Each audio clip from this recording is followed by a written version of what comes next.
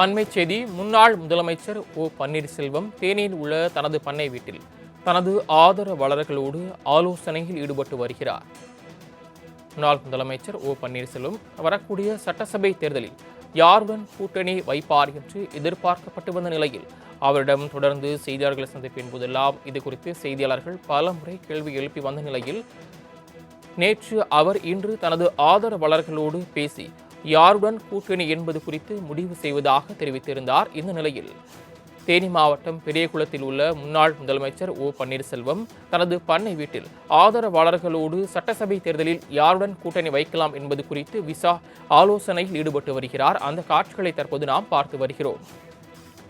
கூடுதல் விவரங்களை செய்தியாளர் பீர் முகமது வழங்க கேட்கலாம். பீர் முகமது, முன்னாள் முதலமைச்சர் ஓ பன்னீர்செல்வம் நடத்தி வரக்கூடிய ஆலோசனை கூட்டம் குறித்த விரிவான விவரங்கள். வணக்கம் சரவணன். தேனி மாவட்டம் பெரியகுளம் கைலாசப்பட்டியில் உள்ள முன்னாள் முதல்வர் ஓ பன்னீர்செல்வம் அவர்களின் பண்ணை வீட்டில் பார்த்தீங்கன்னா தற்போது அதிமுக உரிமை மீட்பு கழகத்தினரின் தேனி மாவட்ட ஆலோசனை கூட்டம் தற்போது நடைபெற்று வருகிறது. 2026 சட்டமன்ற தேர்தலில் ஓ பன்னீர்செல்வம் முன்னாள் முதல்வர் ஓ பன்னீர்செல்வம் அவர்களின் நிலைப்பாடு குறித்து தற்போது இந்த ஆலோசனை கூட்டத்தில் ஆலோசனை மேற்கொள்ளப்பட்டு வருகிறது. இந்த கூட்டத்தில் பார்த்தீங்கன்னா தேனி மாவட்ட அதிமுக உரிமை மீட்பு குழு மாவட்ட தலைவர் சைதுகான் தலைமையில் தற்போது நடைபெற்று வருகிறது.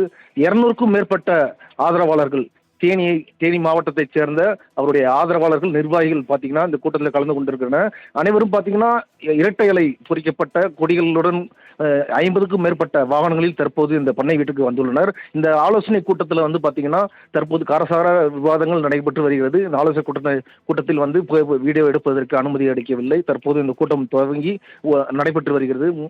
முன்னதாக பார்த்தீங்கன்னா மாவட்ட செயலாளர் சைதுகான் பேசிய நிலையில் தற்போது அவருடைய ஆதரவாளர்கள் தங்களது கருத்துக்களை காரசாரமாக தெரிவித்து வருகின்றனர். இந்த கூட்டமானது தற்போது துவங்கி இன்னும் சற்று நேரத்தில் முடிவடைந்த பிறகு பார்த்தீங்கன்னா முன்னாள் முதல்வர் ஓ பன்னீர்செல்வம் தற்போது தனது நிலைப்பாட்டினை அறிவிக்க உள்ளார். சரவணன், தாங்கள் வழங்கிய தகவல்களுக்கு நன்றி. பீர் முகமது.